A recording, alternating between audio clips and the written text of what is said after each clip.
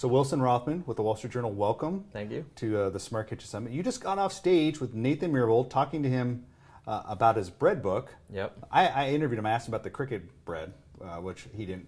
I'm excited about that. But Nice. you have actually been using his Modernist Cuisine book at Right. home. I bought the at-home version, the cheap at $99 version. Yes.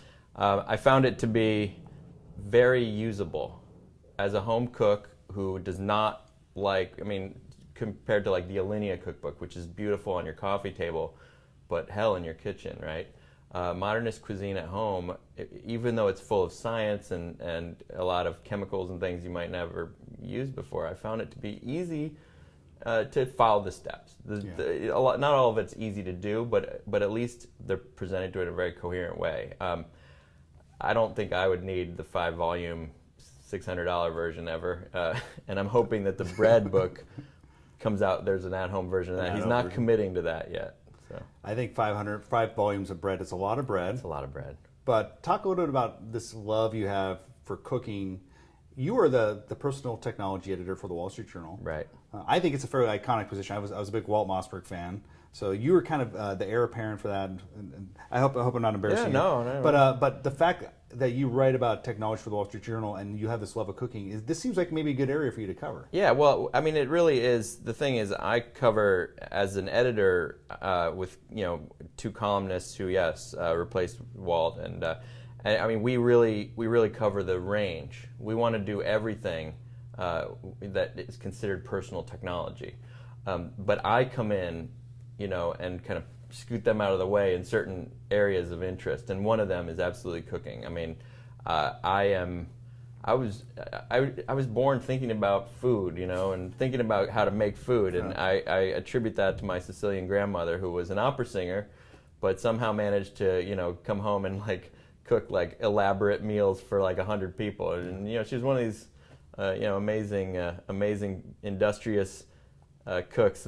My dad tells a story how when he'd open the fridge as a child, he would see nothing but wrapped up paper and foil and little containers. And then he'd go away hungry, and then an hour later there'd be this amazing meal on the table. He's like, I have no idea where that came from. Magically appeared. Yeah, and I think something could be said. I kind of strive for my refrigerator and freezer to resemble that. I don't. My wife might look in there and not see anything, and I turn around and put a huge dinner on the table. I love it. So I liken it to music. I think you're when you think about music and putting together songs and playing with people, you kind of you got to get everything right, but you got to know what you're getting into even before you start. And I think with cooking, that same creative gene or whatever kicks in with me, where I'm I know what it's going to look like at the end. I know where I'm at to begin with, but what happens in the middle is anyone's guess. A question I would have for you, because this is one thing I struggle with, because I feel like cooking is a little bit of an artisanal, it's a craft for a lot of people. I feel like it's the way you describe it's that way for you. When you talk about applying technology, what does that mean for that craft? Does it take it to a higher level? Or does, for someone like you don't necessarily want to replace the craft and automate it? Right, no, I think that's super important. I think the word between the craft and the technology, the word science is needed. So what you have to do, and what I've found derived a great amount of kind of insight from, both from Nathan's book and from other books like Harold McGee's On Food and Cooking, is the science. What happens when bread is baking? What happens when steak hits the pan? If and it's not, you're not drawing chemical equations on the chalkboard. You just have to know that these are the things that are going on. And once you know that, and know really what the temperature, temperature is everything, right? Knowing what different temperatures will do. Once you know all that, then you can achieve quite a bit with some very rudimentary equipment. I'm always kind of annoyed by those profiles of chefs where they're I live in this tiny apartment with nothing but this, and I can, so why are you people, it's come on, give us a break here. But so go to the other side. Technology, what a lot of the technology products at the Smart Kitchen Summit are doing are applying that knowledge, because maybe I can sit there and pour over a textbook by Harold McGee, but other people don't want to do that, and it's not fair that they're denied their steak because they didn't read a 900-page book. Is when you review products that are connected products, there's a lot of companies that have come out just add Wi-Fi and then what's next. Right.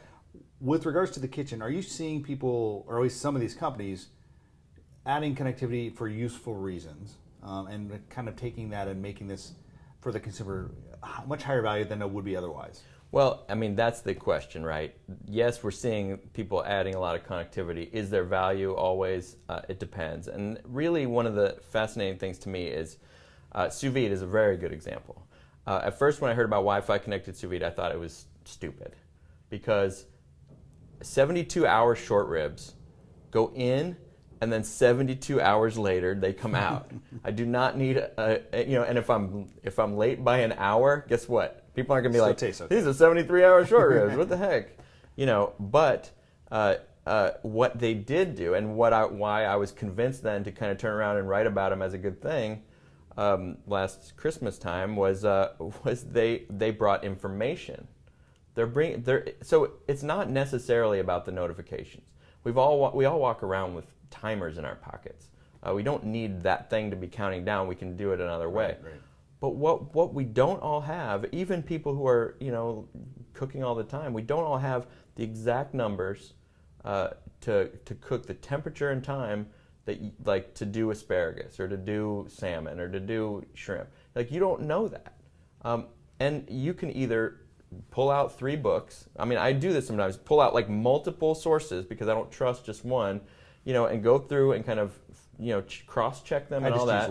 I just use one. Or you flip open an app, you poke at the shrimp button, you drop the shrimp in. I mean, this is what it's doing. So it's providing a lot of information and not needing to explain all that science stuff that, as long as it's there, it doesn't need to be explained. So I think that's the best use of connected. But obviously there are really useful reasons to have things that just tell you, the status of your food. And it's beyond connectivity. When I talk about technology in the kitchen, there's reinvention of just core cooking things like RF cooking, for example, or new sensors we've never had that can tell us things that we never knew about. Automation of things like making tortillas. So, right. I mean, do you look beyond just the connectivity and like how all this technology could shift various different behaviors in the kitchen? Right. Well, I mean, personally as a home chef, I look for technologies that were already being used in restaurants scaling down to my level and my affordability. I think that's one of the big trends, and I do think that's part of the reason is because of the smartphone revolution and all the data and all the sensors and all the hardware. I mean, so much can be done when things get scaled up, that is one of the big things that I personally care about. But this automation thing is something that we both at the Journal and I look at for people other than myself, like my wife, like what can these technologies do for people, right. And how can they make their lives more convenient? And I do love, the Tovala oven's a good example of, it's a meal plan with an oven where you scan your meal and it goes into the oven and the oven knows exactly how to cook what's in that packet. But the reason I would like that over some other products is that I can't use those other products to make my own dish. Whereas with Tovala, I can go and if I learn enough about how to cook with steam, I can put my own food in there, right. And just use the app or whatever to deal with set my own parameters. I think that's important. Well, thanks for spending time with us. Yeah, absolutely. All right, thanks. It's good.